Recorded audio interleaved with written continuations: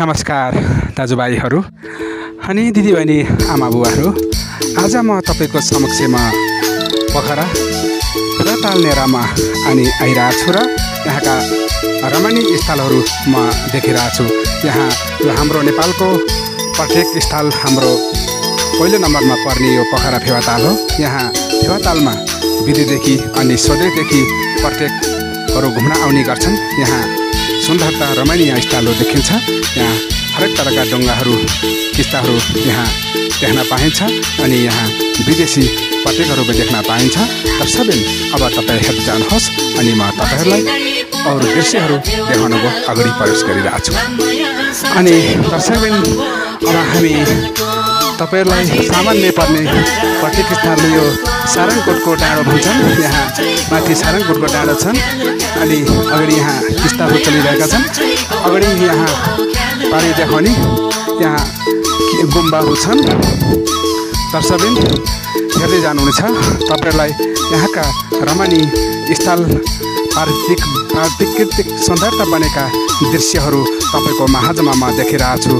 सम्पूर्ण दाजुभाइ अनि दिदीबहिनी आमा बुवाहरू अनि दाजुभाइ सम्पूर्णले यो भिडियोलाई अन्तिमसँग हेर्दैन होला अनि लाइक र सेयर अनि सब्सक्राइब गर्न नभुल्नुहोला भनी म हजुरको प्रति अनि आशा नै बोकेर आइरहेको छु। हामी मानव भएर कहिले सुख पनि हुन्छ, दर्शक महानुभावहरू कहिले दुःख पनि हुन्छ। हामी जिन्दगीको दुःख सुखलाई बिर्सन गरेर हामी घुम्न पनि पर्ने हुन्छ, देख्न पनि पर्ने हुन्छ भनी म हजुरको प्रति त्यही नै आशा राखेर बोलिरहेको छु। हामी यो हाम्रो नेपालको पहिलो सुन्दरता प्रत्येक स्थल हो हाम्रो पोखरा फेवातालको दृश्य हो। जहाँदेखि हेर्नु भएको छ दाजुभाइ दिदीबहिनीहरू तपाईँलाई कस्तो लाग्ने छ लाइक र सेयर सब्सक्राइब गर्न नभुल्नुहोला भन्न आशिराखेको छु। अब म तपाईँहरूलाई अरूको नयाँ नयाँ दृश्यहरू देखाउन ल्याइरहेको छु।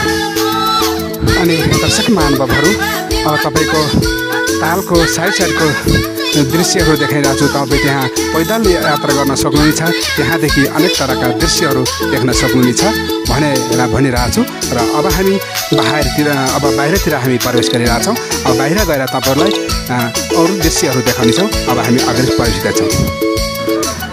अनि अब म तपाईँहरूलाई अरू दृश्य देख्न ल्याएको छु। म अहिले पैदल यात्रा गरेर अनि त्यहाँ हेर्नुहोस् तपाईँहरूलाई यहाँ डुङ्गाहरू किस्ताहरू चलिरहेका छन्। यहाँ प्रत्येक स्थल यहाँ अनेक तरहका मानवहरू घुमिरहेका छन्। अब हामी अगाडितिर प्रवेश गरिरहेछौँ। विदेशी पर्यटकहरू यहाँ घुम्न आउने गर्दछन्। तपाईँले विदेशी पर्यटकहरू पनि देख्न सक्नुहुनेछ। यहाँ देश विदेशका पर्यटकहरू घुम्न आइरहेछन्। हेर्दै जानुहोस् दाजुभाइ दिदीबहिनीहरू तपाईँले अनेक तरहका देशका व्यक्तिहरू देख्न सक्नुहुनेछ। तपाईँको दृश्यहरू म देखिरहेको छु। दाजुभाइ अनि दिदीबहिनी आमा बुवाहरू तपाईँहरूलाई यो भिडियो कस्तो लागिरहेछ तपाईँहरू अनि प्रत्यक्ष आएर देख्न सक्नुहुनेछ। म खिमराज प्युठानी तपाईँको महात्मा अनि हरेक तरहका दृश्यहरू देखिरहेको छु। अब अरू दृश्य देखाउन हामी अगाडि प्रवेश गरेका छौँ। हेर्दै जानुहोस् हामी तपाईँहरूलाई अनेक तरहका दृश्यहरू पनि देखिरहेछौँ।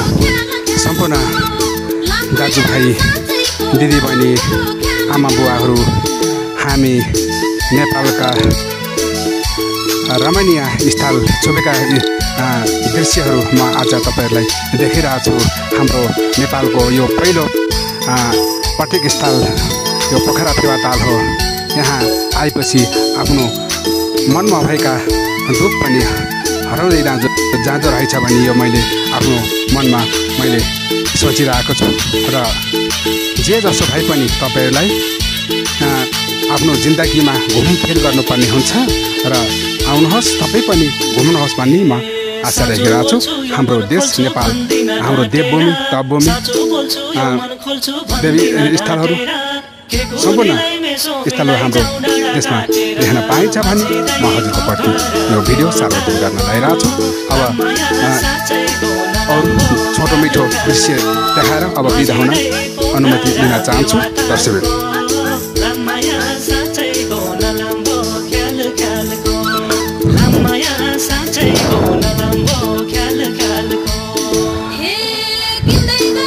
हवस् त दर्शकबिन यहाँ हलनचोक नेरा आएर अब हामी तपाईँहरूलाई अब अन्तिम हुन भिडियोहरू हामी त्यहाँ देखाउनेछौँ। अब यो लास्ट अन्तिम भिडियो हो। अब तपाईँको माझबाट म खिमराज प्युठानी बिदा हुन अनुमति दिन्छु अनि अर्को भिडियोमा प्रतीक्षामा बस्नुहोला। तपाईँलाई यो भिडियो कस्तो लाग्यो लाइक र सेयर सब्सक्राइब गर्न नभुल्नुहोला भन्दै म बिदा हुन चाहन्छु। नमस्कार दाजुभाइ दिदीबहिनी।